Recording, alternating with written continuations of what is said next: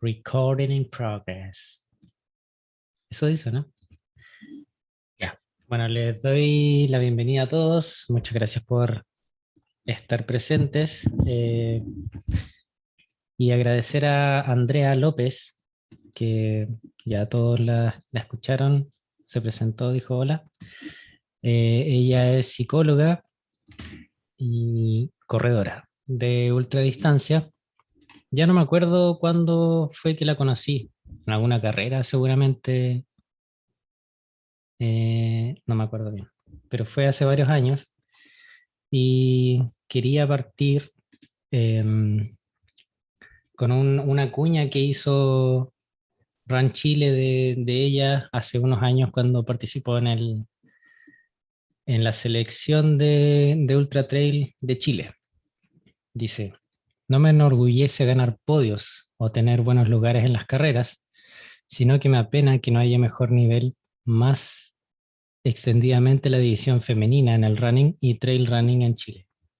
Si bien no son muchas las mujeres que podían y querían correr 70 kilómetros, que quedaron fuera de participar en el selectivo, las barreras de entrada económicas asociadas a roles de género actúan antes.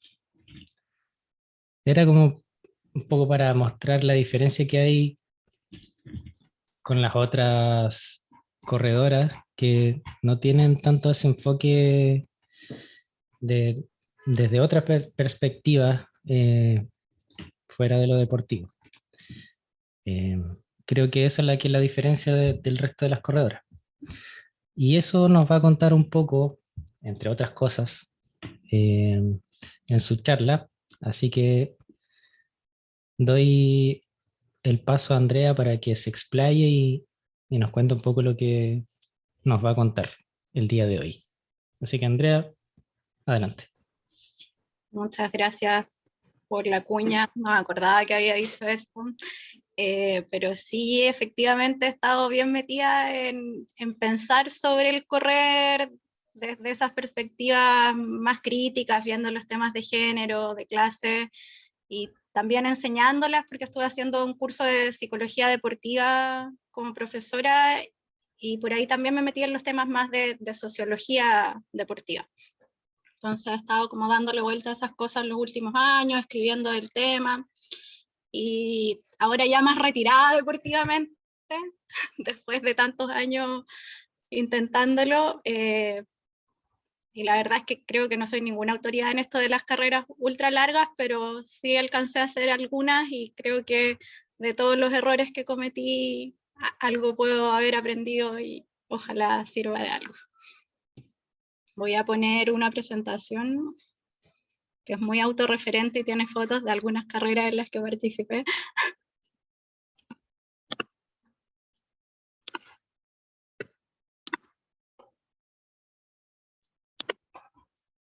¿Se ve bien ahí?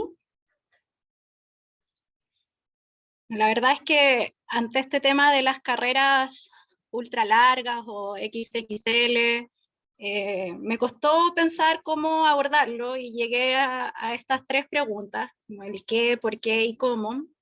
El qué para hacer una especie de categorización de los distintos tipos de carreras que existen, que son más largas, porque existen de distintos tipos.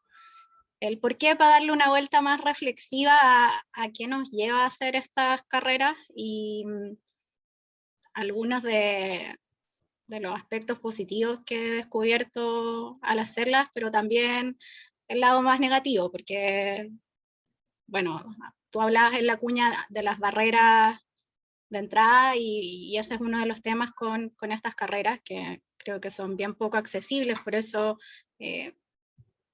también quiero hacer una invitación a pensar en cómo podemos llegar a hacer estos desafíos, que no sea solo a través del evento organizado, sino que también pensarlo como tratar de construir eso y atrevernos a hacer algunas cosas por nuestra cuenta, aunque no sean de esas distancias tan largas. Y el cómo, pensando en los aspectos más prácticos de algunos consejos que puedo destilar de la experiencia y algunas habilidades también mentales que dice la teoría y que yo he visto que sí son necesarias para para correr, no solo estas distancias tan largas, sino que correr en la montaña en general. Entonces, no sé si lo alcanzo a ver acá a todos, pero no sé si hay alguno que quiera correr estas carreras, que tenga algún plan así como incluso a largo plazo de participar en algunos de estos eventos de larga o ultra larga distancia, o si los han escuchado, les gustaría saber más de alguna de estas carreras.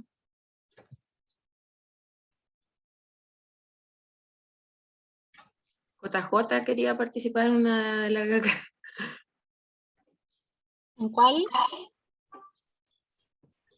O sea, cuando terminaste en los 200 millas de la vuelta al lago, me motivé, pero se ve lejano todavía.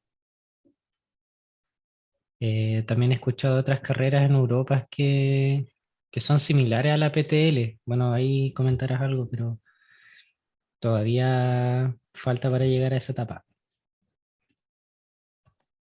¿Alguien más que le tiene que hacer estas carreras? O sea, yo ¿O creo que 160? el sueño de muchos, Andrea, pero es como un sueño.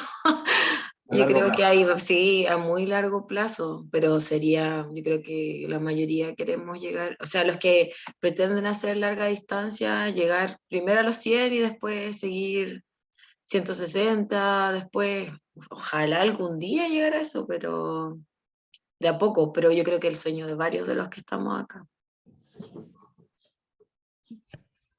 Sí, eso yo creo que es súper importante, lo de que sea gradual. Si bien estas carreras, algo que dicen en general todos los participantes, es que no resultan tan difíciles como las otras en que uno va más rápido. Entonces eso sí parece ser un consenso generalizado de que asustan por la distancia mayor, pero al poder ir haciéndolas a un ritmo más pausado, no son tan duras sobre el cuerpo, ni tan difíciles como por ejemplo un 160. O sea, de hecho a mí me ha ido bien mal intentando la distancia de 160 comparado con estas más largas. Bueno, algunas clasificaciones que hay de estas carreras, para que nos metamos en cuáles son algunos de estos eventos. Una de las principales es que pueden ser carreras continuas, es decir, que uno no duerme o puede decidir dormir por algunas horas, pero no está contemplado el parar durante la noche, y las otras por etapas, donde efectivamente se retoma la actividad después de dormir durante la noche, que puede ser en un campamento que ponga la organización en ciertos puntos, una especie de base de vida, etc. Entonces, esa es una primera distinción. Y eso hace que también el tipo de carrera sea bien distinto en cuanto a lo que uno tiene que llevar, porque generalmente estas carreras por etapas te exigen llevar la comida para toda una semana, y lo que te ponen es el lugar donde dormir, y en la continua te van dando la comida, pero tienes que pensar en llevar todo lo necesario, salvo lo que puedes dejar en algunos puntos, pero todo lo necesario para cubrir la distancia. También hay otra clasificación que tiene que ver con cuánto te asisten. Entonces hay algunas que tienen puntos de abastecimiento donde te dan de todo: comida, agua, comida caliente real, snacks para llevar, entonces uno ni siquiera tiene que llevar los geles, porque en esos puntos puede agarrar geles para el camino entre un punto y otro.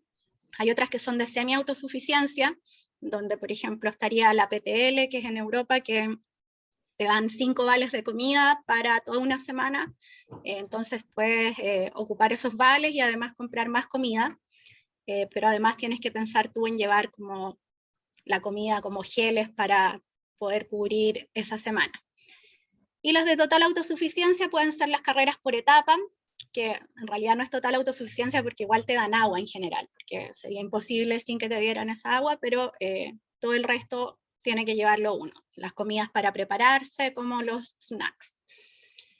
Y el otro tipo de evento son los desafíos existentes o que uno pueda inventar, como pueden ser estas rondas les voy a contar de algunos desafíos que existen principalmente en Estados Unidos y en el Reino Unido, que son especies de rutas que están establecidas, donde hay un cierto número de cumbres a cumplir y que uno además tiene que hacerlas en cierto tiempo. En general, estas rondas que nacen en el Reino Unido es en menos de 24 horas, para que se acepte como que se cumplió ese desafío. Y acá en Chile está Matt Maynard, que no sé si lo conocen, que él inventó una ruta desde su casa en Santiago, en el Arrayán, que emula este Bob Graham Round, que es del Reino Unido, y también con 14 cumbres. La idea de él era que se hicieran en menos de 24 horas, pero después de 2 intentos fracasados concluyó que tenía que hacer por lo menos en 50 horas. Así que esa ruta está disponible para el que la quiera hacer en Santiago, tiene alrededor de 100 kilómetros.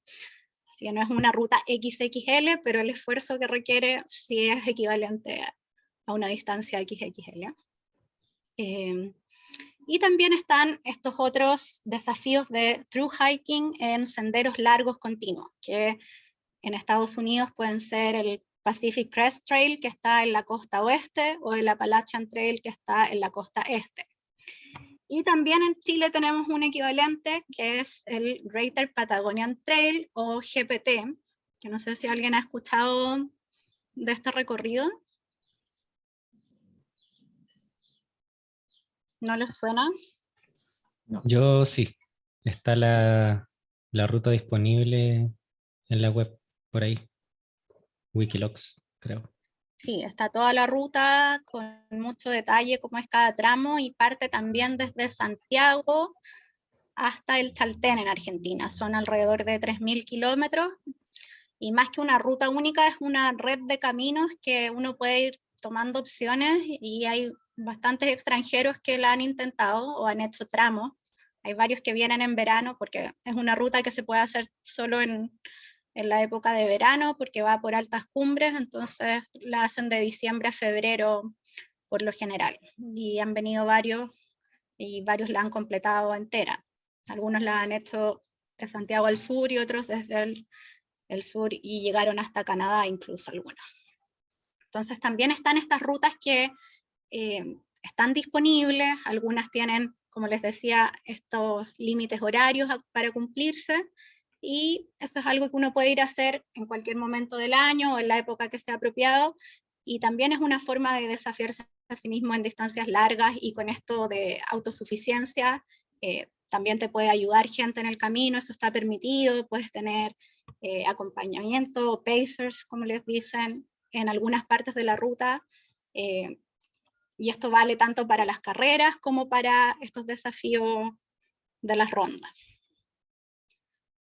Entonces acá algunos ejemplos de carreras que conozco y algunas de las que he participado, de las de tipo continua, donde uno por lo general no duerme. En Estados Unidos están las carreras que hace Candice Byrd, que es la directora de carrera, que se llama Destination Trail, su compañía, y ella tiene Tahoe, Bigfoot y Moab, que son carreras de 200 millas o 300 kilómetros, ¿ya? Esas son con abastecimiento, donde dan de todo, entonces uno puede llevar una mochila bastante pequeña, y esa foto es de Moab, que es una ruta por el desierto de 380 kilómetros más o menos, entonces si ven mi mochila era bastante pequeña. Entonces, aparte del agua que había que llevar bastante entre punto y punto, porque están como cada 30 kilómetros, uno trata de llevar lo mínimo. Eso sí, lo de llevar lo mínimo siempre puede jugar en contra, porque en esa misma carrera, como es en el desierto, en el día hace mucho calor y en la noche mucho frío, entonces llegaron a ver como menos 15 grados, y yo llevaba una parca, pero no era lo suficientemente gruesa como para estar bien con menos 15 grados, así que se volvió bien dura esa carrera por eso, por el frío. Ahora hay otra carrera que se llama Cocodona 250, que recién hicieron la primera edición también por el desierto de Estados Unidos. En Europa están dos que son bien clásicas. Una es la PTL, que en esa participé el año 2019, que se hace en equipos, y la diferencia con las otras que están marcadas, en esta uno tiene que ir siguiendo la ruta en su celular. Ya, entonces, eso le añade dificultad porque uno tiene que ir navegando, si bien no es tan complicado, sí tiene que ir gastando energía en pensar la ruta, en ver que no te equivocaste, y a veces no son caminos con senderos, entonces cuesta un poco más orientarse. Y otra de las clásicas en Europa es el Tour de Jans, que en este caso sí está marcada, pero tiene un desnivel considerable, entonces va por altas cumbres. Bueno, la PTL también es bastante alta en general, y algunas partes también son bien técnicas. En el Tour de Jans también en los últimos años agregaron esta distancia mayor para los que ya han participado en ciertas ediciones de la ruta normal, entonces una especie de carrera por invitación de 700 kilómetros, que es el Tour de Glaciers. Esas son como las más típicas, continuas, y después están las carreras por etapas, que en general las hacen en estos ambientes desérticos, y hay una compañía del Reino Unido que organiza 4 carreras por etapas en los distintos desiertos, y después las finales en la Antártica.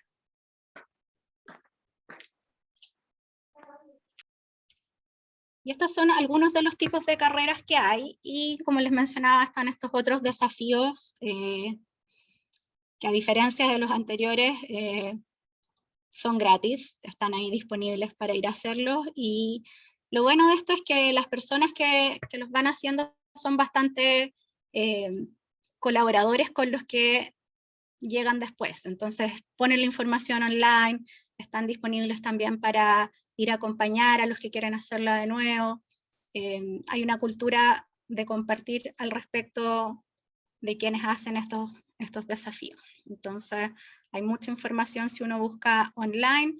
Bueno, y en el caso de los senderos continuos, también hay una cultura que ya está arraigada, de que la gente acoge a los que van pasando, les ponen comida como ofrecimientos, que le llaman Trail Magic.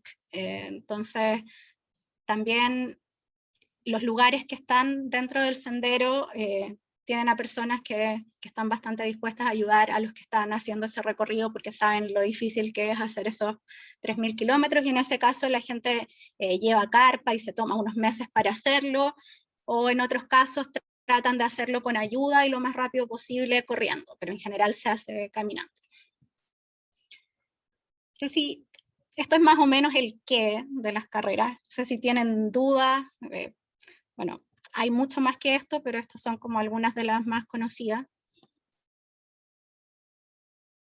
¿En qué tiempo, por ejemplo, hay que terminar la PTL? ¿Y qué desnivel tiene? ¿Aprox? La PTL tiene como una semana para terminarla. En general suelen ser esos 300 kilómetros, pero la ruta va cambiando y son alrededor de 30.000 de desnivel.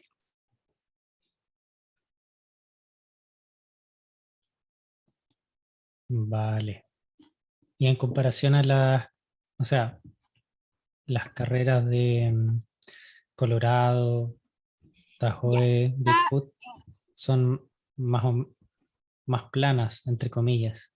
Sí, en general todas esas son más planas, entre 10.000 y 12.000 metros de desnivel positivo. Sí hay algunas, por ejemplo, Colorado 200, que ahora se dejó de hacer, que la mayoría de la ruta era sobre los 3.000 metros. Entonces, si bien no era tanto desnivel positivo, sí te mantenían altura, que eso también le sumaba dificultad. Entonces ahí depende de las condiciones. Y las carreras por etapas, que son en desiertos, también suelen tener muy poco desnivel, pero el desafío agregado de la arena, que es complicado. Bueno, y ahí en Moab también estaba el tema de la arena, que hace medio pesado. O sea, yo iba con zapatillas de calle, que claro, eran más cómodas, pero terminó entrando harta arena.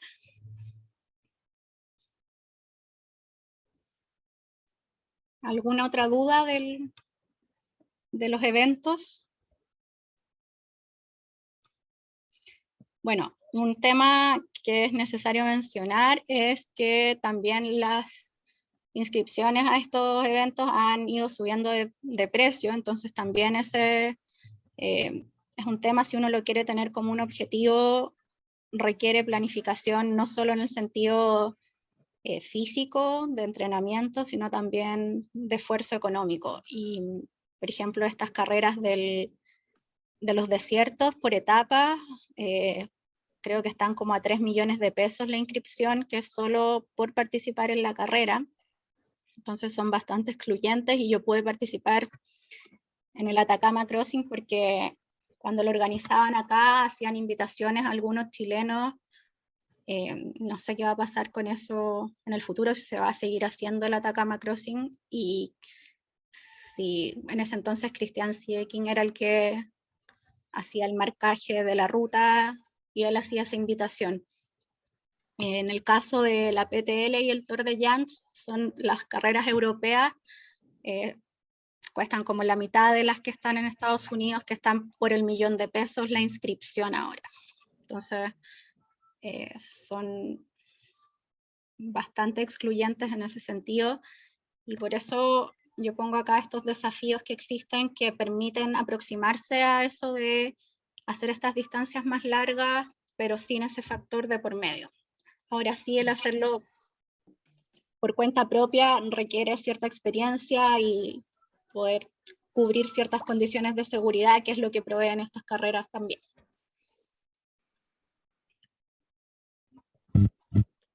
Yo tengo una pregunta. ¿Sí? Hola. Oye, quiero saber cuánto tiempo lleva preparar una carrera de 300 kilómetros. Bueno, eso... Yo sé que es relativo dependiendo del estado físico de cada persona. Sí, yo creo que hay que considerar eso que les decía antes, de que hay incluso personas que no corren, que van y hacen estas carreras y no tienen problemas para terminarlas dentro del tiempo. Casi siempre están estos factores del tiempo de corte, pero están calculados acá para ir con más calma que en un 160, por ejemplo, que es como lo que acá conocimos el endurance, que tiene estos tiempos de corte, que ahí íbamos al límite, pero acá tienden a ser un poco más amables con eso del tiempo. Entonces, lo del entrenamiento físico es bien relativo, pero son personas que igual estaban acostumbradas a caminar en la montaña, ¿ya? Entonces, esa actividad de base sí está. Por una parte está ese entrenamiento, pero también hay un montón de cosas de logística, de equipamiento, que también requieren tiempo, por ejemplo, para ir comprando todas esas cosas, saber cómo usarlas. Por ejemplo, en estas que requieren navegación, uno tiene que más o menos manejarse con poner la ruta en el celular, saber seguirla, y claro, muchos de los que corremos en cerro como que ya tenemos incorporado eso de bajar las rutas y seguirlas, pero no todos. Entonces también eso es algo que hay que lograr antes de poder tirarse alguna de estas carreras, porque también es un tema de seguridad. Por mucho que esté marcada la ruta, siempre puede haber también, puede suceder que uno se pierda, ¿ya? Entonces, yo creo que hay que tener en cuenta todas esas variables, y lo de planificación también, porque es un esfuerzo.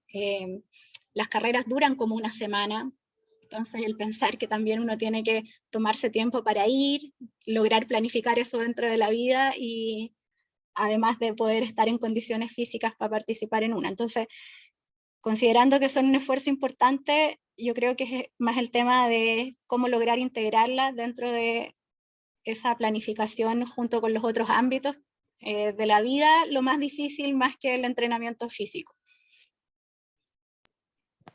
Gracias. Ahora pasando a este tema del por qué, algunas de las motivaciones, acá les quiero compartir algunas cosas que también surgen de conversaciones que he tenido con corredores que yo los entrevisté durante algunos años como parte de una investigación, ¿ya? Entonces, por ahí pude reconocer algunas cosas que yo también veía en mí respecto del por qué hacemos esto de correr largas distancias, ¿ya? Y bueno, acá hay una frase de Oliver Sacks que que dice: vivir en el día a día es insuficiente para los seres humanos, necesitamos trascender, transportarnos, escapar, significado, comprensión, explicaciones, esperanza, un sentido de futuro, y necesitamos libertad, o al menos la ilusión de libertad para ir más allá de nosotros mismos.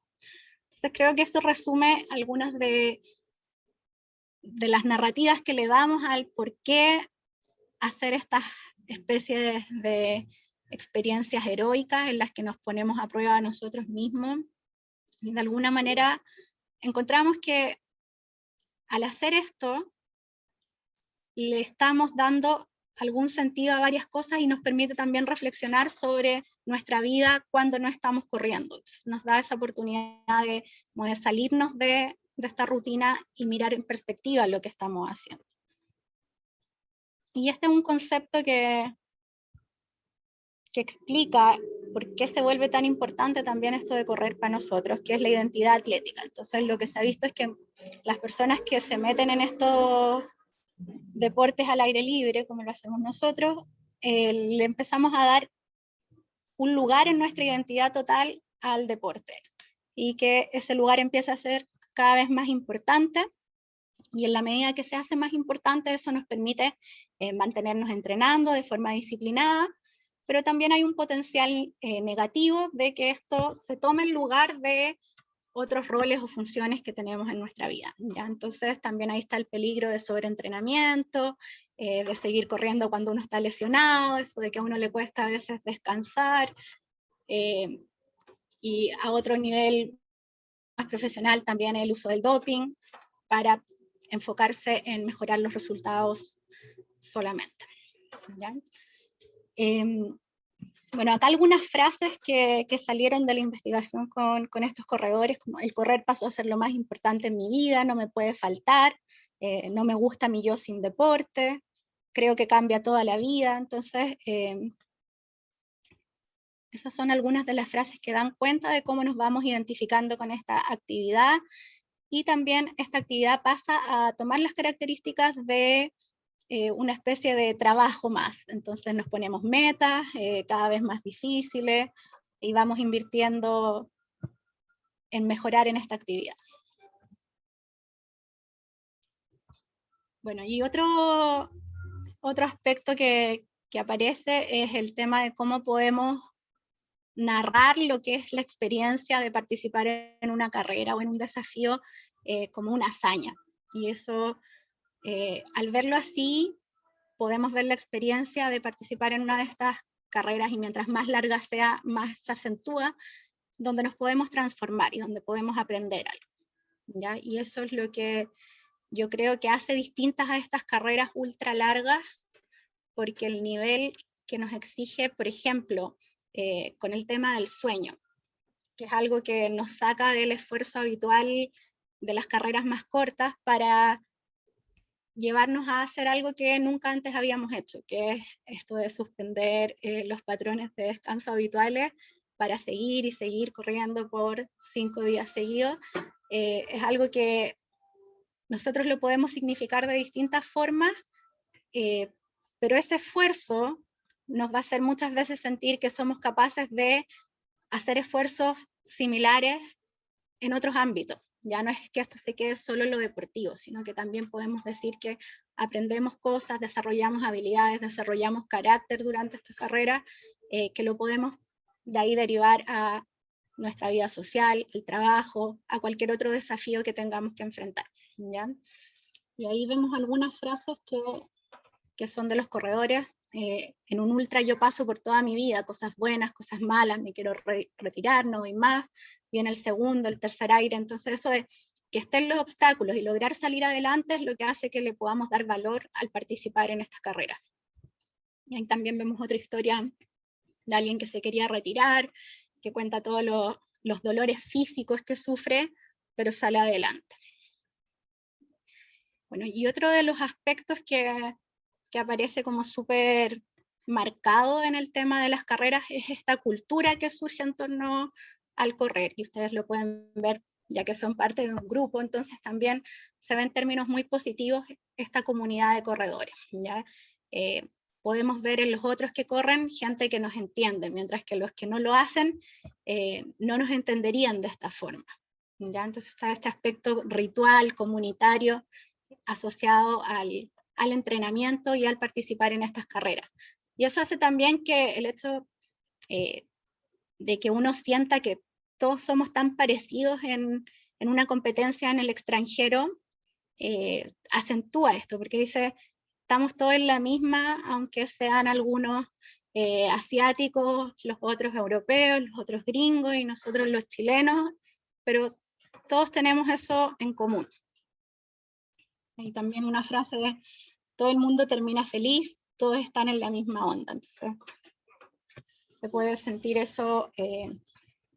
Bueno, yo he recibido mucha ayuda yendo a estas carreras en el extranjero, porque, bueno, ahora es un poco más fácil, pero en otros tiempos en que, por ejemplo, no había Uber, uno tenía que estar pidiendo así como que, porque si uno no llega con un auto arrendado a estas carreras que están como a veces en medio de la nada, no tenéis cómo llegar del hotel al comienzo de la carrera, entonces siempre se puede encontrar algún corredor buena onda que te pasa a buscar, que te regala algo si es que no lo tienes. Entonces se ve mucho eso de la comunidad del trail en todas partes.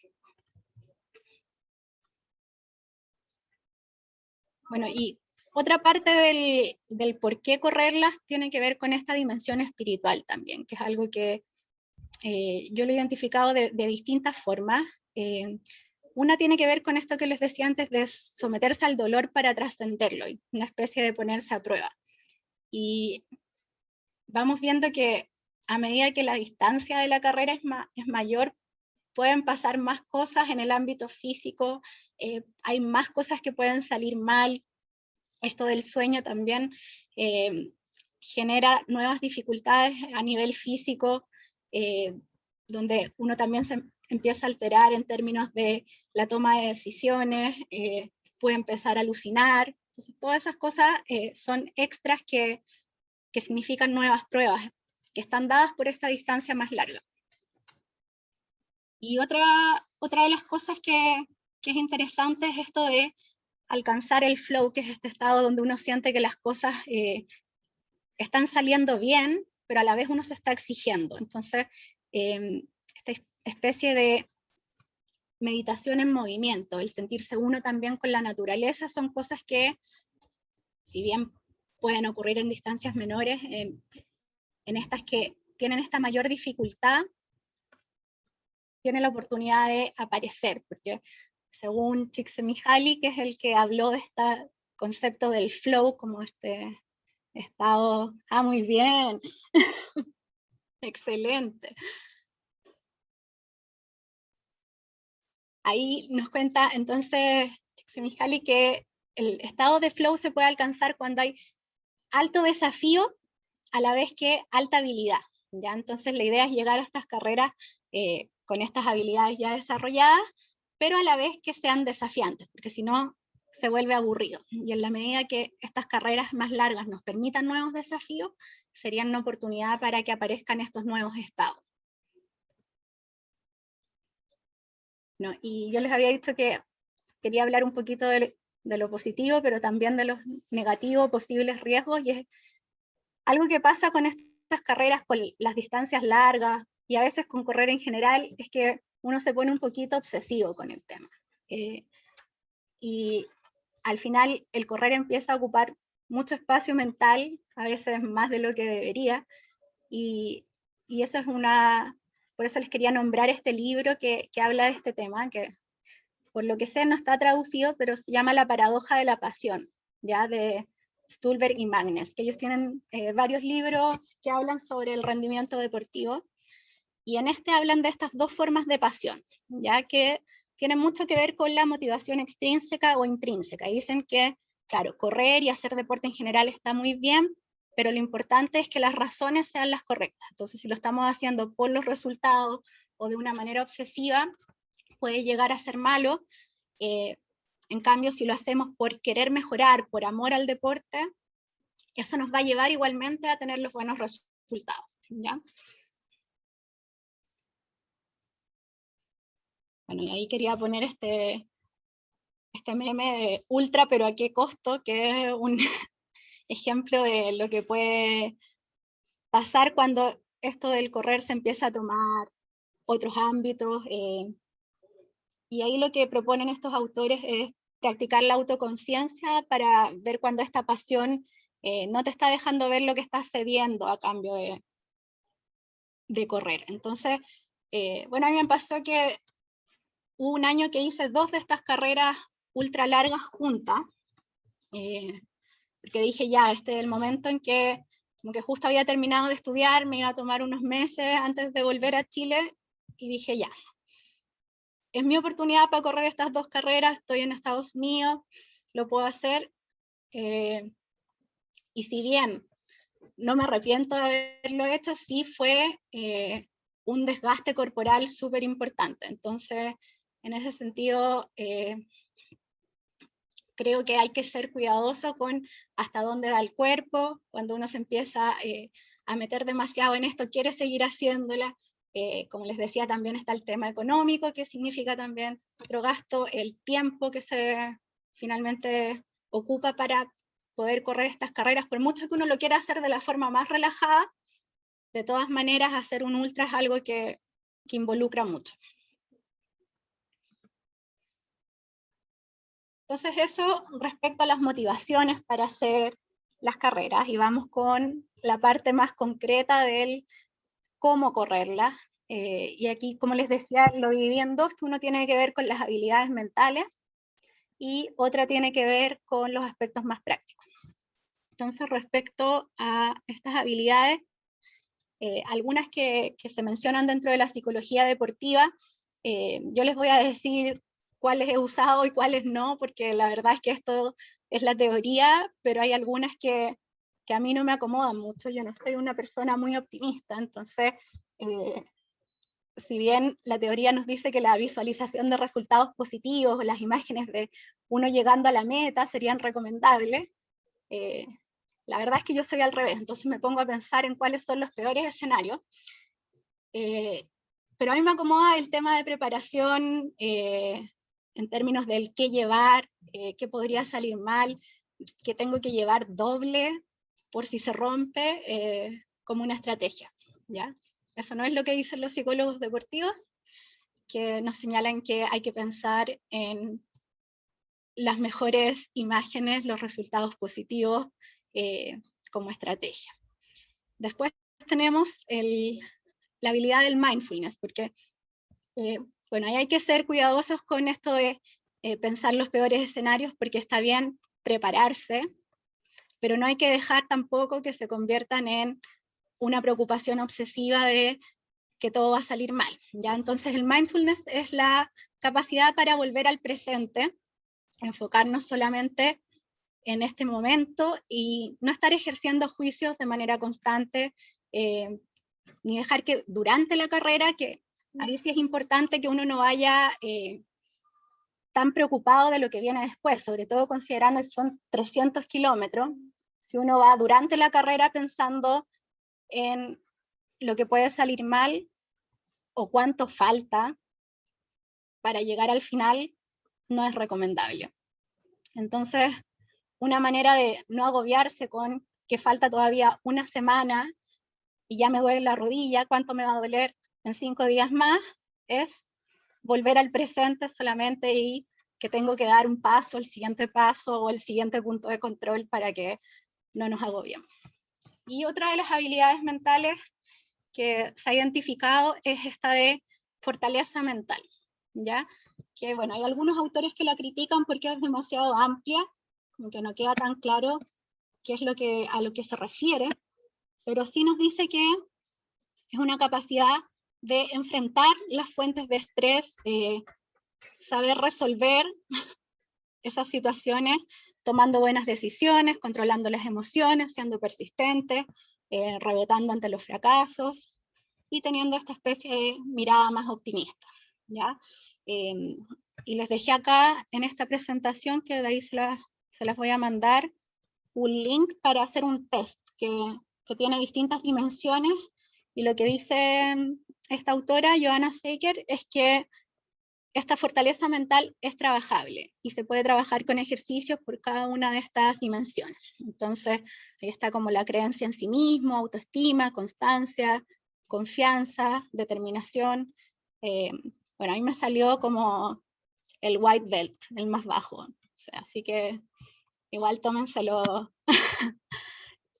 no tan en serio, pero es una buena forma de ver qué áreas uno tiene más baja y cuáles más alta, y pensar en qué se podría hacer para subir o para trabajar ese aspecto que a uno le cuesta más, ¿ya? O sea, yo tengo claro que lo del optimismo no es lo mío, que en este caso sería la cognición positiva.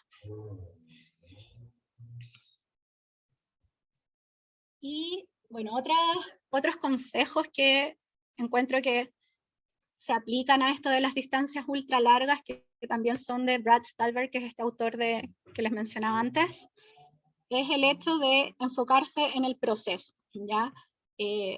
Como les decía acá, el pensar en el resultado cuando la distancia es tan larga es bien contraproducente. Entonces, uno tiene que buscar formas de volver a por qué está disfrutando durante la carrera, ¿ya? Que a veces es difícil porque hay momentos muy bajos durante estas carreras, porque salvo los que son muy elite y tienen una carrera perfecta, uno va a tener momentos de dolor, puede lesionarse durante la carrera, y en ese caso uno tiene que volver al por qué lo está haciendo, ¿ya? Y al pensar en ese por qué que le da valor a lo que uno está haciendo, puede ser capaz de centrarse en el proceso, ¿ya?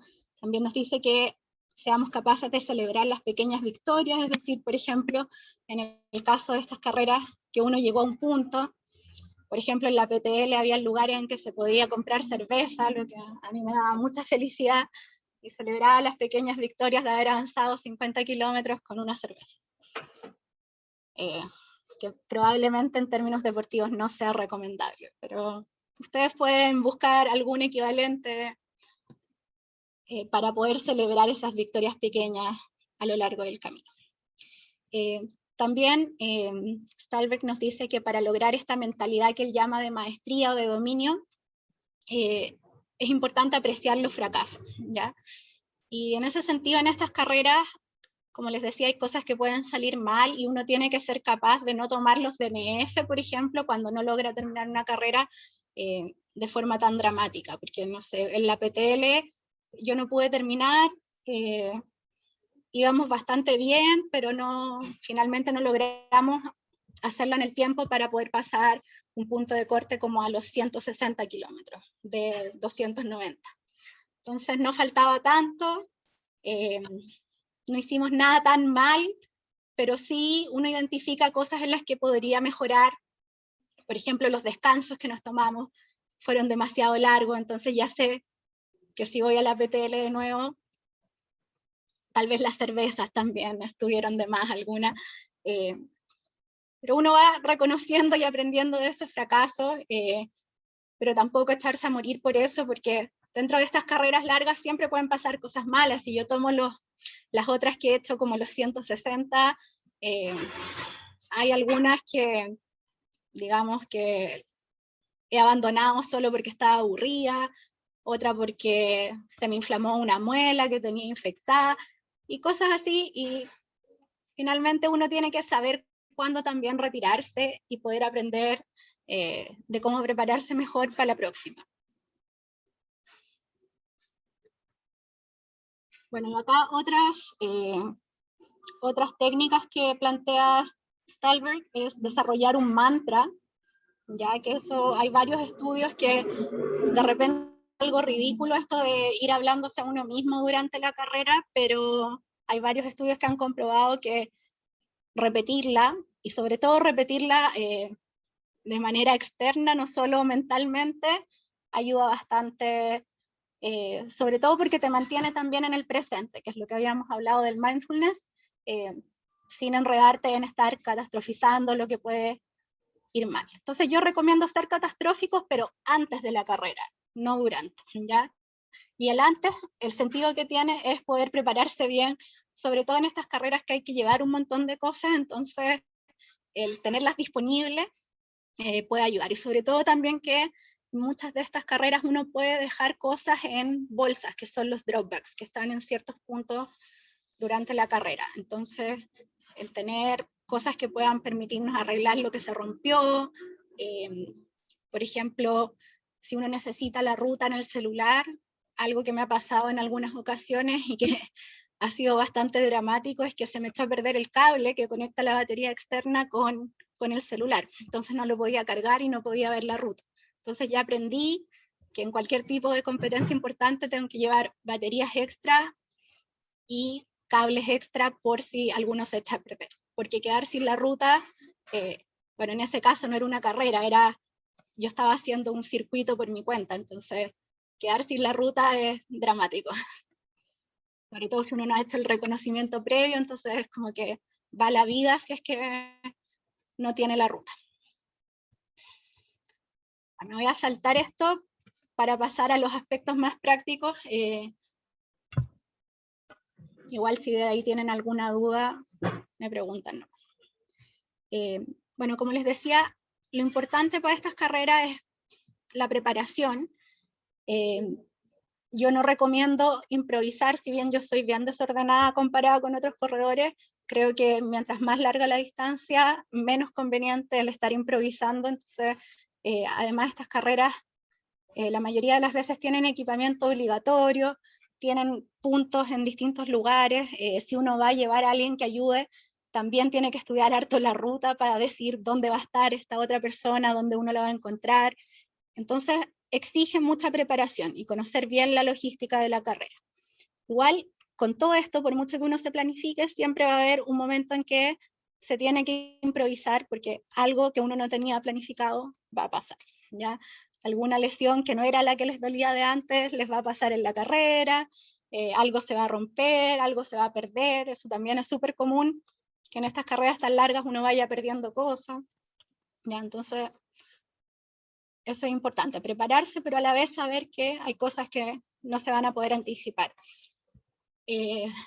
Bueno, otra cosa que yo encuentro que ha sido bastante útil cuando lo he logrado hacer es poder reconocer la ruta. En las carreras que he podido hacer tramos antes, cuando he ido en la carrera y he hecho esos tramos, han sido mucho más rápidos, me he sentido mucho más confiada, te da bastante seguridad, tanto psicológicamente como en términos de no perderte, sobre todo cuando, no sé, yo en el endurance, acá en Santiago me perdí en los últimos 2 kilómetros y fue 1 hora extra antes, que si hubiera reconocido un poco la ruta, hubiera sido bastante más fácil. En el caso de estos desafíos autogestionados, conocer también rutas de escape, si uno ya no puede hacer toda la vuelta larga, saber por dónde puede salir, es algo que también es importante, cuando ya está cansado y abandonó el desafío. Poder hacer entrenamiento específico, algo que me pasó en la PTL con mi compañera, es que estaba lleno de piedras en las zonas más altas, muchos acarreos, y ese nivel técnico era algo para el que no estábamos precisamente preparadas. También hacer un desnivel que sea similar. Estas carreras en Europa, por ejemplo, tienen mucho desnivel, entonces si uno entrena solo saliendo a correr 5 kilómetros por el plano, no va a ser suficiente. Otra cosa, como les decía de mi experiencia, que también aprendí, lo de conocer bien las condiciones climáticas para decidir la ropa que uno va a llevar, que está bien tratar de llevar lo mínimo, pero lo mínimo para sentirse cómodo. Entonces, no tener capas de menos que pueden hacer que todo se venga abajo bien rápido. Hay varias personas que abandonaron por hipotermia en esa carrera. Yo en Ultrafior estuve a punto de morir de hipotermia también, yo creo. ¿Qué más? Equipamiento obligatorio. Hay varias de estas carreras que piden hartas cosas como estos equipos GPS, que tal vez uno no los va a necesitar después, entonces hay cosas que uno se puede ir consiguiendo también. Como les decía, aprender a usar las aplicaciones para bajar rutas. A mí me gusta mucho Gaia GPS, que además permite, si uno paga una cuota como de 4.000 anuales, bajar los mapas, y si uno no tiene internet en la sección por la que pasa la carrera puede tener igual el mapa con las cotas de nivel bajado. La otra cosa que aprendí también al navegar en carrera, cuando uno tiene que ir mirando la ruta, es mirarla constantemente, porque es mejor eso hay que darse cuenta que uno se perdió, que psicológicamente es muy devastador ver que hizo 2 kilómetros extra por una parte que no era. Entonces, es mejor ir mirando, ¿ya? Bueno, y ahí creo que es importante también, si uno va en estas carreras en equipo, poder ir alternando quién es el que va mirando la ruta, porque es algo que cansa mucho, entonces es bueno que se pueda alternar. Ay, perdón.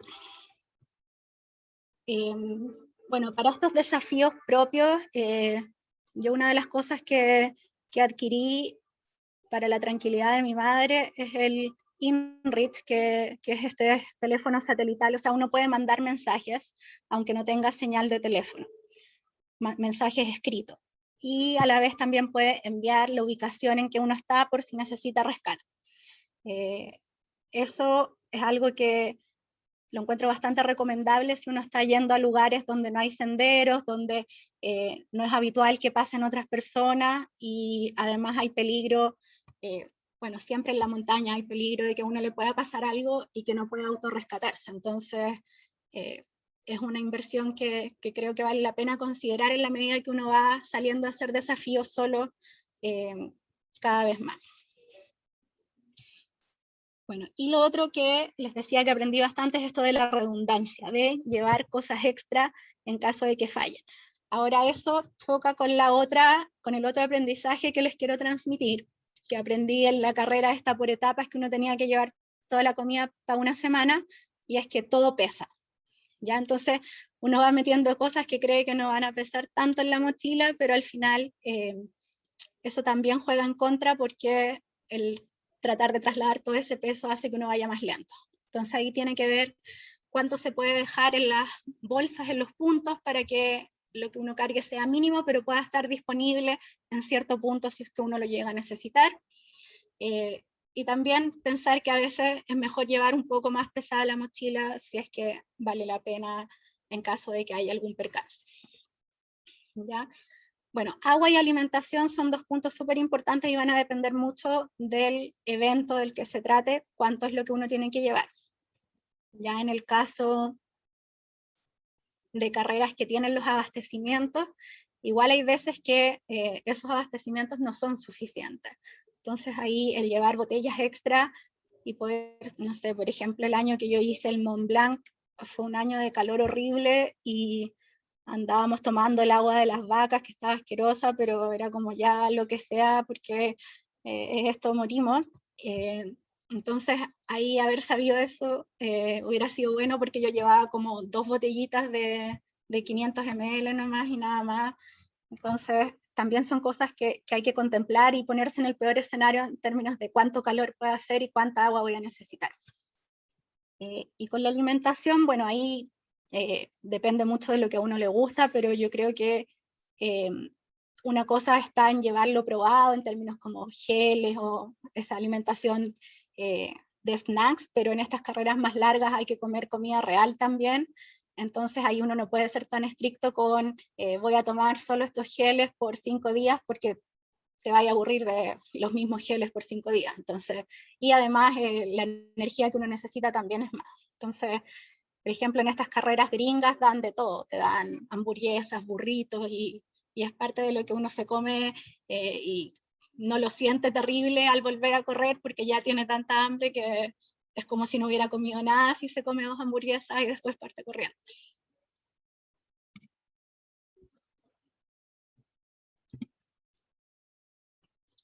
Bueno, y lo que les decía del sueño, es algo que es súper complicado, sobre todo, no sé, yo ahora que estoy más vieja, ya no me imagino hacer una carrera sin dormir como lo hice alguna vez, de verdad no sé cómo fue posible.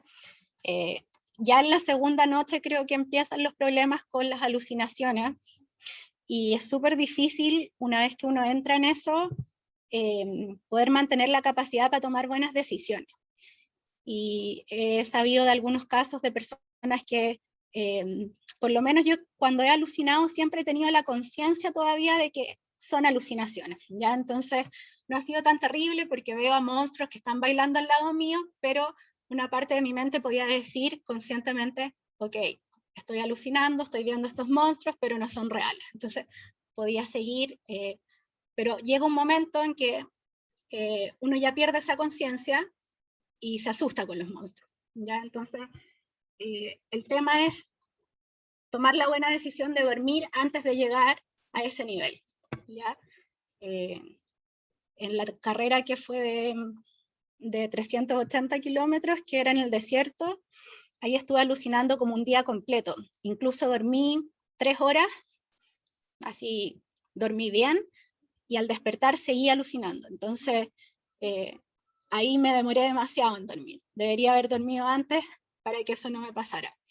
Y como les decía, hay personas que tuvieron que ir a rescatarlas, que estaban llorando en una cueva, asustadas porque se las estaban comiendo los monstruos. Entonces, son cosas que pueden pasar y hay que contemplar, incluir esos descansos antes de llegar a esos puntos.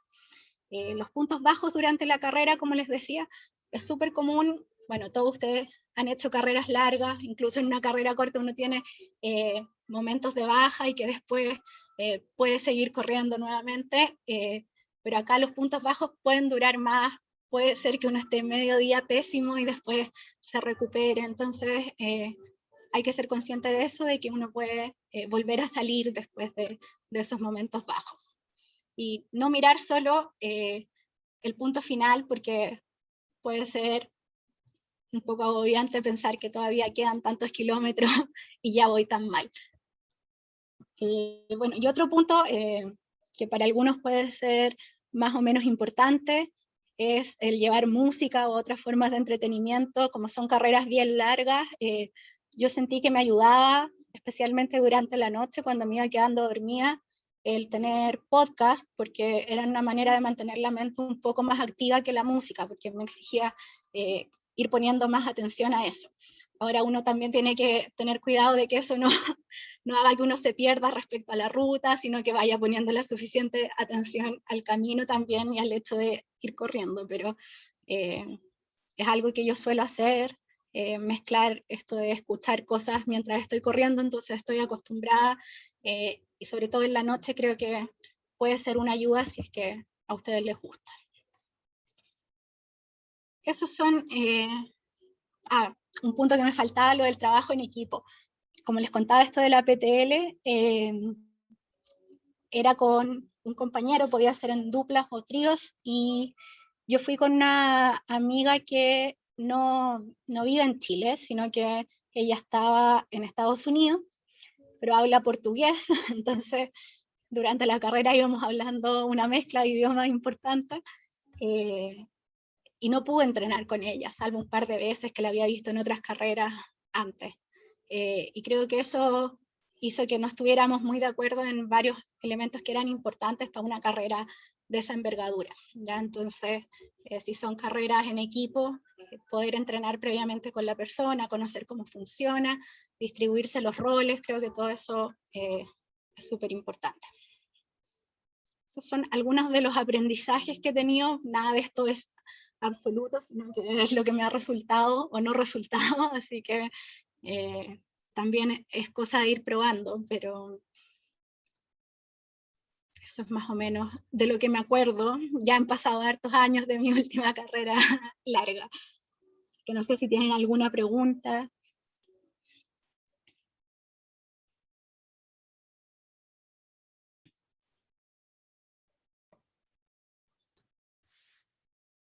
Yo tengo varias consultas. Bueno, comentarte igual que como club hicimos hace poco una actividad, se llamó Gran Fondo Circuito Sur.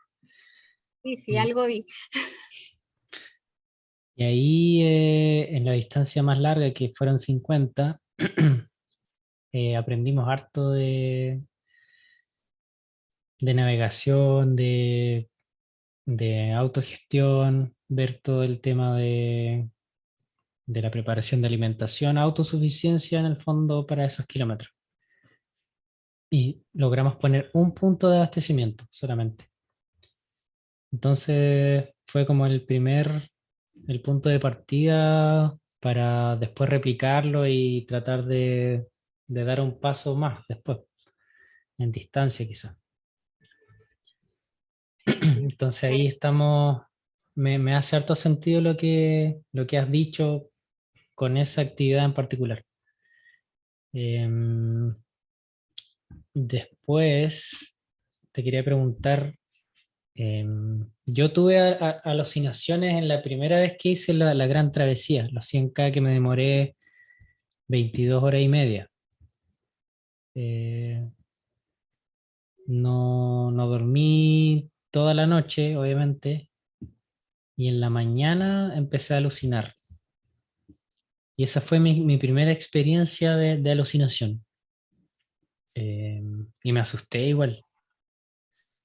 Eh, me quedaba poco para llegar a meta, porque finalmente llegué al día siguiente. Pero no me imagino 2 noches despierto. ¿Cómo finalmente dejas de alucinar después? ¿Hay algún medicamento o solamente con descanso? Sí, lo único que yo sé sobre el sueño que se recomienda lo de las 3 horas como un rango que te permite como acceder a los niveles más profundos de sueño, como para que el descanso funcione, pero como yo te decía, igual dormí eso y las alucinaciones seguían. Eh, bueno, algunos tipos de alucinaciones, como les decía, primero está esa distinción de todavía ser consciente, que sería como pseudo alucinaciones versus alucinaciones reales. Eh, Algunos de los fenómenos que he escuchado de otros corredores y que a mí también me han pasado que son bien comunes es la sensación de déjà vu, como de que esto ya lo he vivido antes, y eso parece ser bastante común. Hay un video de la Courtney Dauwalter donde a ella le están pasando un café, parece, y ella le dice a su amigo, oye, pero si ya me pasaste este café, esto ya pasó. A mí me pasó eso al final de Colorado 200, que yo sentía que ya había hecho esa ruta. Y le iba diciendo a los que iban conmigo, no, si mira, ahora viene esto y después esto. Y la verdad es que nunca había hecho esa ruta, no tenía idea de lo que venía.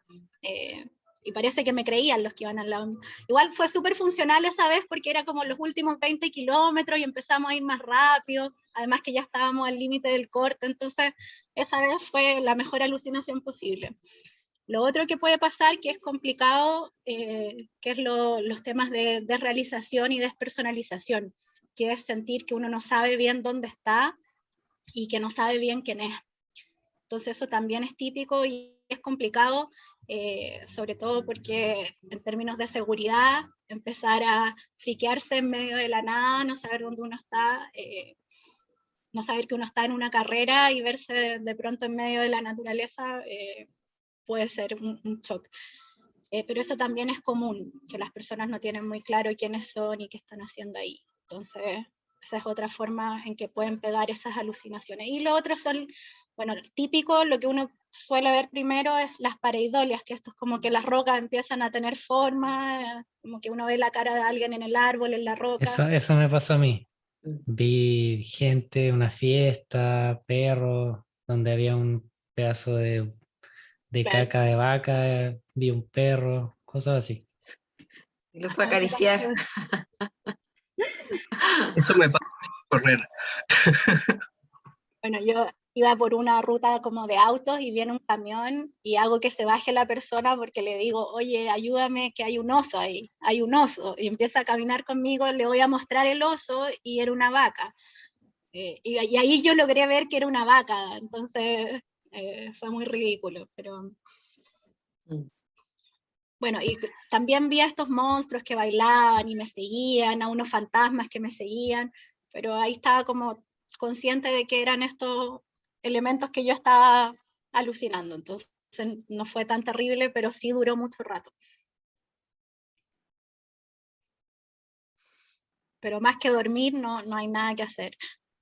Pero en general se empiezan a pasar bueno, y también como con los cambios de luz tienden a aparecer más, como en ese momento en que las cosas se ven como más difusas, es más fácil alucinar. Andrea, yo tengo una pregunta. Bueno, en mi caso a mí me falta largo camino para llegar algún día a correr los 100. ¿Cuáles fueron tus motivaciones como para hacer ultra XXL?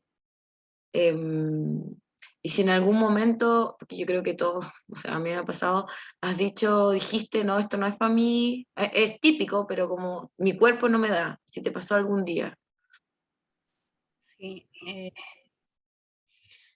bueno, la verdad es que fue bien este efecto de adicción cuando me empecé a meter a las carreras largas. Entonces corrí 50 kilómetros, que fue en el Endurance del 2011, y ahí como que enganché y empecé a ver los videos de Kilian en ese tiempo, de Ana Frost, y fue como, no, yo quiero hacer todo esto, todo lo que ellos están haciendo yo lo quiero hacer, y carrera que veía, carrera que me metía, y buscaba carreras, iba de vacaciones a alguna parte fuera de Chile, buscaba qué había, y así. Entonces, igual ya llevaba un par de años corriendo en calle, pero cuando descubrí esto del cerro, fue como, no, esto es. Y la verdad es que era bien lenta, bien mala para correr, llegaba última, como que siempre luchando con los cortes, pero no me desanimaba mucho eso, la verdad, y tampoco como busqué demasiado el hecho de ir mejorando, sino que era más tener la experiencia de participar en las competencias, lograr terminarlas nomás. O incluso si no las terminaba, tampoco lo sentía como tan grave como seguir intentándolo. Y lo del que me decías de si alguna vez he sentido que el cuerpo no me daba, la verdad es que tuve buenos años en términos de lesiones, y que yo sentía que por lo menos me recuperaba bien y podía hacer 2 ultras en un mes, y ahora ya no. y ahora ya siento que mi recuperación está muy mal y que la vejez me azotó y que debería hacer entrenamiento de fuerza que no hago. ¿Pero eso lo relaciona netamente a la edad o puede haber otros cambios, no sé, en las rutinas de uno, en la alimentación? Porque igual, pensándolo así, porque si no, no tengo futuro, igual hay mujeres con mucha edad que son ultra, X, Sí, pues mucho sí, X. como la Marlene. No, Sí. yo creo que, o sea, me cuesta mucho lo de compatibilizar el correr con el trabajo, y cada vez que entro a trabajar de manera como más tiempo completo, dejo de entrenar y lo hago a la mala, como que voy a la carrera sin entrenar. Entonces entro en esas dinámicas que uno sabe que le hacen mal al cuerpo. Y la pandemia también yo creo que me pegó harto, de ahí como que traté de volver post pandemia, y desde ahí que he estado en semilesión.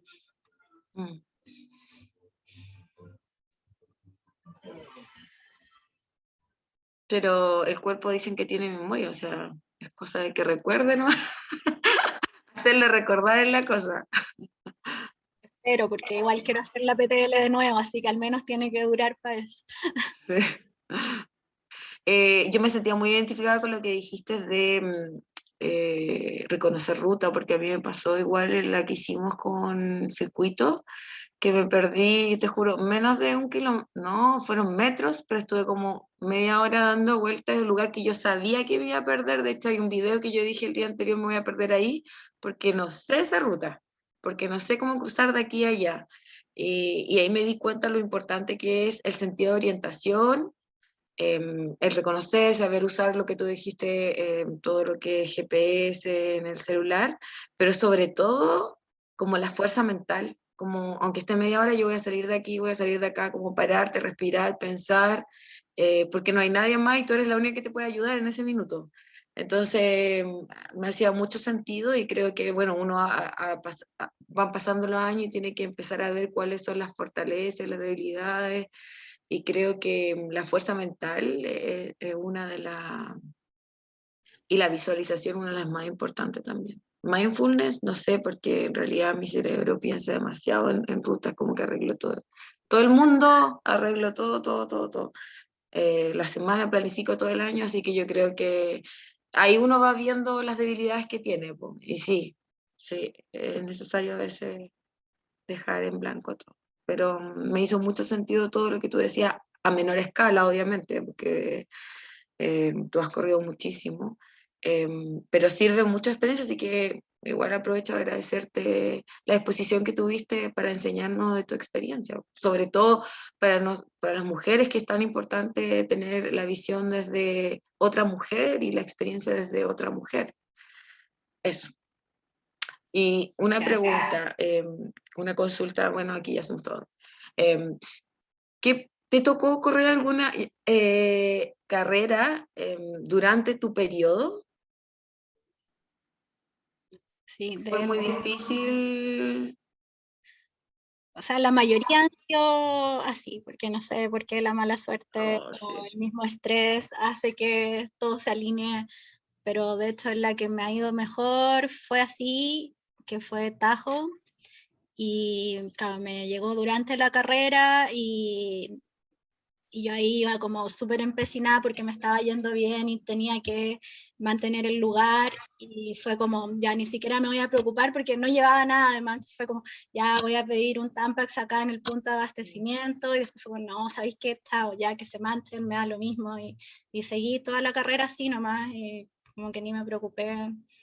Sí, a mí me pasó igual en lo que hicimos con circuito, y como que me sentí una con la naturaleza, como que ya vine acá, soy así, todo esto me lo manda la naturaleza. Sí, es complicado. Y creo que eso es una de las, no sé si ventaja o desventaja que tenemos las mujeres en correr larga distancia. Aprendes como, hay algo que siempre hablamos con los demás, por ejemplo, hablábamos cómo ir al baño los hombres con las mujeres, que es totalmente distinto, o sea, simplemente para ir al uno, hacer pipí, los hombres, es súper simple para ellos, siguen corriendo incluso, y para las mujeres, a algunas se les hace más difícil, otra ya si es con lluvia aprendemos que Dios hizo todo, que caiga nomás todo lo que tenga que caer.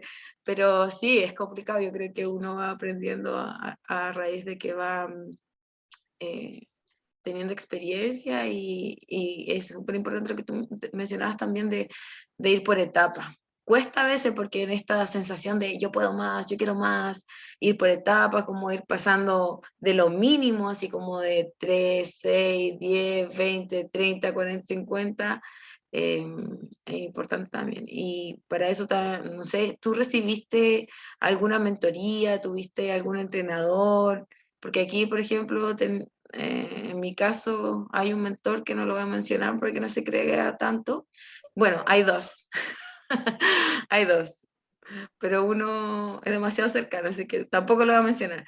En tu caso, ¿tú tuviste como apoyo en ese sentido al principio? O sea, yo creo que en los tiempos en que yo estaba empezando a correr trail, todavía era como chiquitita la comunidad de los que corríamos y como que nos conocíamos bien todos. Y claro, si bien, o sea, yo sabía que había un ejemplo de una mujer que había corrido distancias más largas, que era la Paula Cancino. Entonces, si bien no como mentoría, pero sí esta como imagen de ella que yo quería emular, porque si ella había ido al Tour de Jans, entonces significaba que yo también podía ir, y yo creo que eso sirvió mucho. Yo creo que si no hubiera estado la Paula, como que tal vez no se me hubiera ocurrido hacer esas carreras más largas. Y bueno, y esto de la comunidad hacía que ellos, no sé, me acuerdo que íbamos a la casa de Óscar Quirós, no sé si lo conoces, que le invitaba a su casa a salir como por Altos de Cantillana, y estaba como esa dinámica de que se juntaban los amigos, que el que se sabía la ruta la mostraba, y después íbamos a comer algo después de hacer la ruta. Entonces era como eso, que por ahí me fui metiendo más al cerro, y como que todos juntos empezamos a hacer distancias más largas.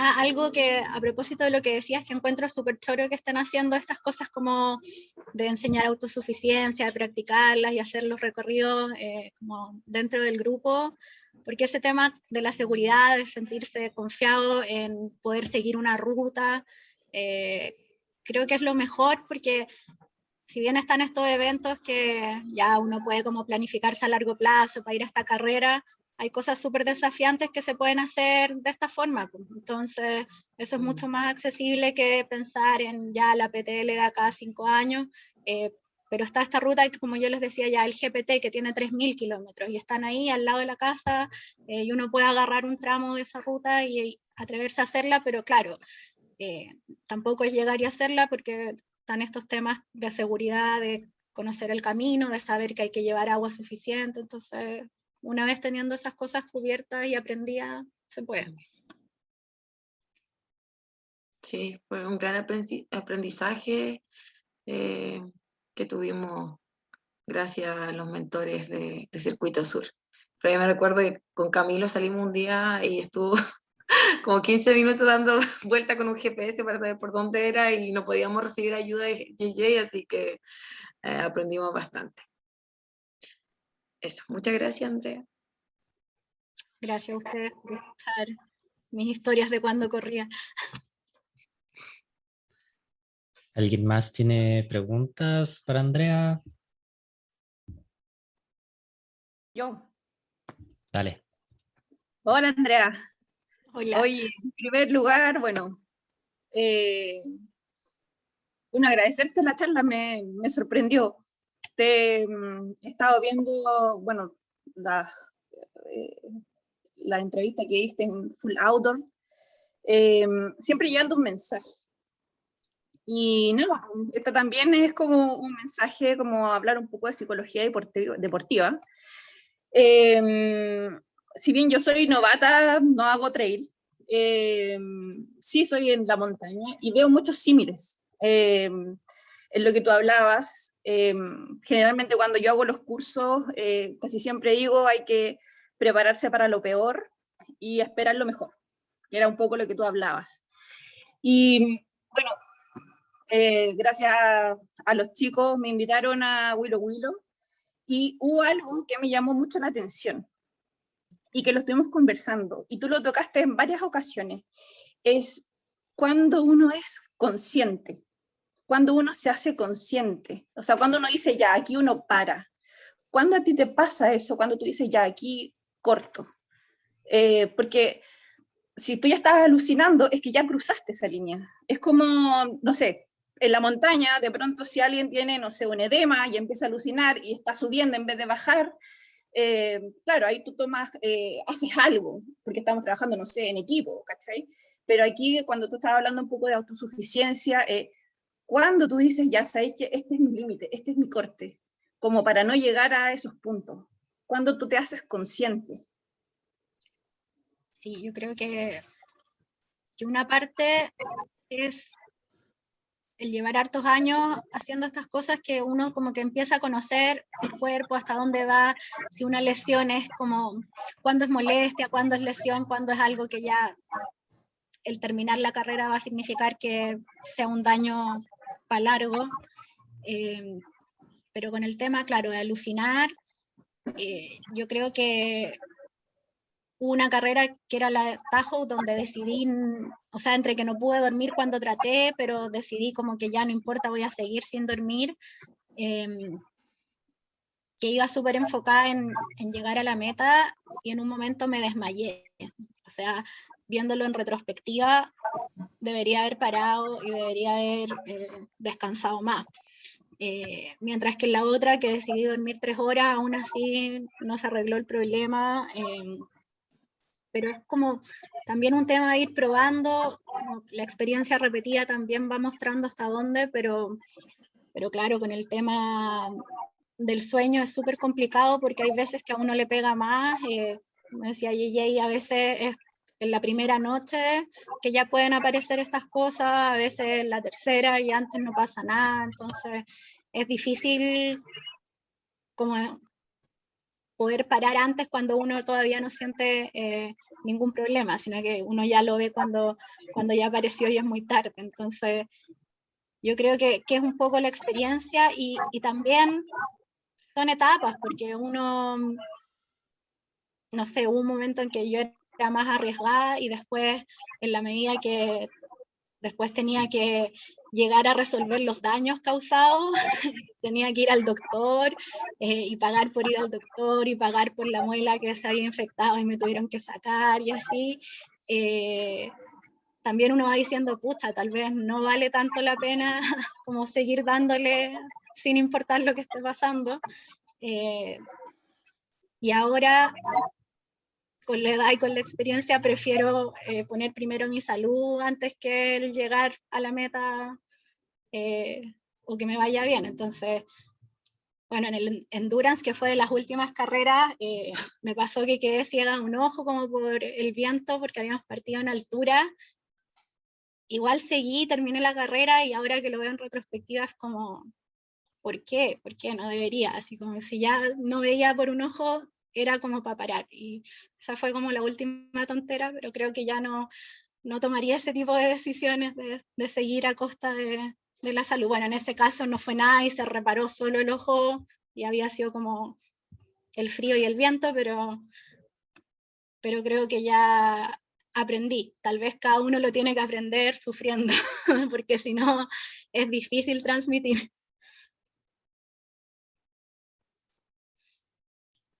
Nadie aprende con cabeza ajena. Ajena. Corté a la Dani porque se estaba retroalimentando, pero no sé si quieres agregar algo más. No, lo que pasa es que en general, por eso te digo, yo soy como ajena a esto, estoy como viéndolo desde un punto de vista como montañista, es como prepararte para los peligros, bueno, se le llaman peligros, pero es como, de alguna forma sí, uno aprende en base a una propia experiencia, pero uno no trata de llegar al límite, por eso te preguntaba dónde está el límite de un ultra. O sea, es como, no sé, uno hace cursos, sabe, se planifica. Encontré súper interesante que nombráis el INRICH, muy bueno. El tema de la navegación también, súper importante. Pero es como, ya, aparte de todo lo que yo ya sé, porque obviamente no sé, no hay un curso de ultra trail ni hay cursos de trail. Entonces es como que uno lo pasa de boca en boca, ¿cachai? Entonces es como, me llama la atención que de pronto hay cosas que, no sé, pues es como, ¿cuándo tú pones el límite? Es como, cuando se genera esa conciencia, porque, no sé, yo me puedo lanzar novata, no sé, hacer 100 kilómetros, pero claro, yo sé que no lo voy a poder hacer, ¿cachai? Entonces, no sé, es como, me llama un poco la atención eso, que es como, ¿cuándo está el límite? Sí, es que yo creo que como ya la base de la ultradistancia es que no es algo muy natural ni saludable.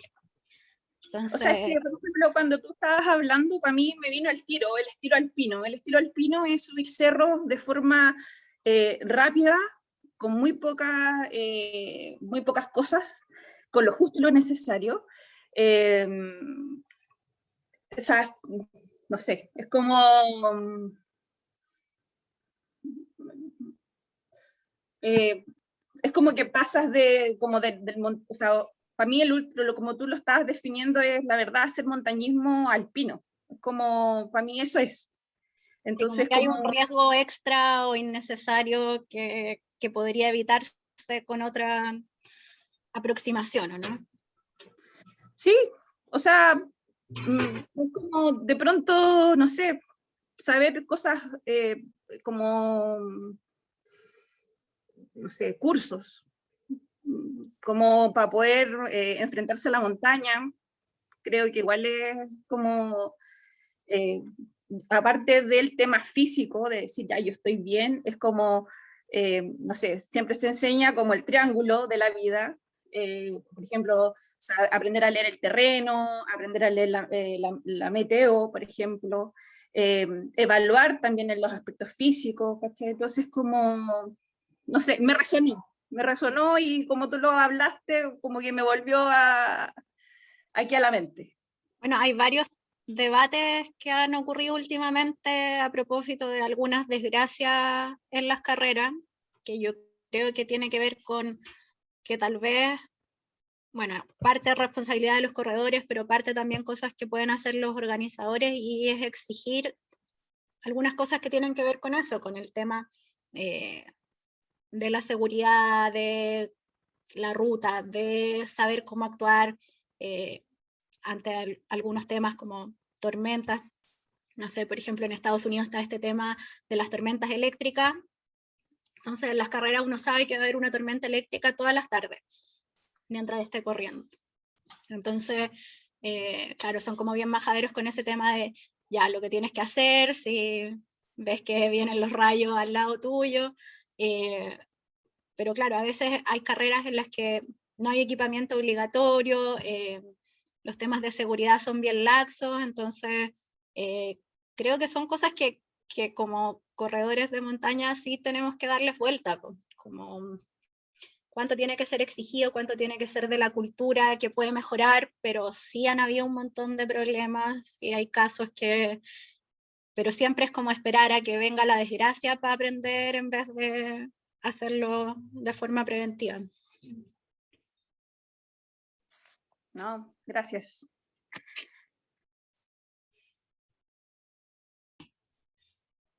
Ya, la última pregunta. ¿Quién dijo yo? Ayer que lo veo muy atento ahí. Está pensando en irse a Ultra. Sí. JP, próximo ultra. Buenas noches a todos. No me río nomás porque esto parece... hola, Andrea, muchas gracias. Te he escuchado. No me presentaba adelante porque venía manejando. Ahora después ya llegué a la casa y me pude sentar. Disculpa, no era otra la intención. Mira, se dejó barba de ultra igual, Sí, de claro. gringo. Y claro. Lo que pasa es que a mí me parece un poco, esto me causa alegría, me causa gracia, me causa, no sé si felicitarte, Andrea, porque tengo entendido que tú eres psicóloga, ¿no es cierto? Sí. Psicóloga, sí, psicóloga deportiva. Mira la cagadita que está fomentando Andrea, ¿eh? Que estos huevones se maten en los cerros corriendo 200 kilómetros. No, yo puse un letrero que decía advertencia. No, está bien. No, bueno, yo entreno a esta gente de Circuito Sur, pues yo soy el entrenador. Entonces, más o menos para que te haga una línea de cómo son los entrenamientos. Pero, pero nada, bueno, si una psicóloga dice que estas cosas pasan, es porque tienen que pasar. Lo otro que me llamaba la atención el tema de las alucinaciones. ¿No será que las alucinaciones están relacionadas generalmente con adicciones también? ¿No será que eso es lo que hace que los ultra cada vez quieran ir experimentando más cosas de este tipo? Para seguir aumentando, puede ser que haya un componente ahí, ¿no? Me imagino yo, no sé. Según lo que he leído, porque no he experimentado con psicodélico, es como el mismo efecto y sí, ¿viste? O sea, por lo menos la experiencia que yo tuve con esa experiencia alucinatoria era como de haber entrado en otro plano, entonces uno se vuelve como con cierta mirada más espiritual, mística respecto a lo que hizo.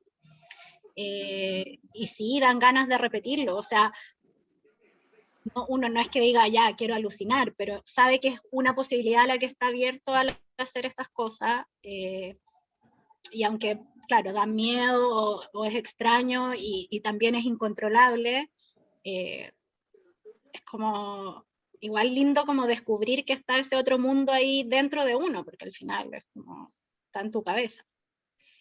Bueno. No, súper bien. Me imaginaba que por ahí iba el tema. No, súper bien. Me quedo con los psicotrópicos. no.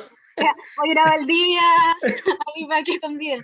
Te recomiendo que vengas para acá, no corres tanto y pasas por lo mismo, ¿eh? Más barato, menos esfuerzo. Muchas gracias, Andrea, de verdad, un aporte tremendo. Aquí hay varias gente que ultra, hay algunos que los trato de frenar lo que más puedo y de a poquito le vamos dando rienda de acuerdo a las capacidades, que es importante, y también de darse cuenta que al final arriba del cerro, como yo siempre lo digo, Hay que olvidarse nomás de donde uno está y hay que empezar a pasarlo bien, y cuando lo empiece a pasar mal, pensar que lo está pasando bien, porque si no, no llegáis. ¿Cachai? Exacto. Y- Eso era precisamente lo que les quería transmitir. Así que eso, pues muchas gracias. Un gusto Gracias a conocerte. ustedes. Me bloqueo, presidente. Va, presidenta. Ya, bueno, agradecemos entonces a Andrea por su charla, su exposición, buena voluntad en participar en nuestra última charla del año. Así que queda invitada para el próximo año a nuestros eventos virtuales. Y bueno, comentarle igual que hemos sido sujetos de estudio como club, así que estamos también siempre abiertos a la investigación de tipo, bueno, la única investigación que existe. Así que recalcar eso y agradecer a todos por su participación. Y esto está siendo grabado, así que prontamente será subido para compartirlo con todos los miembros del club y quien quiera acceder a la información. Así que muchas gracias a todos y buenas noches. Gracias. Voy a ir a Valdivia. Gracias, Andrea. Buenas noches, gracias, Chao, Andrea. chao.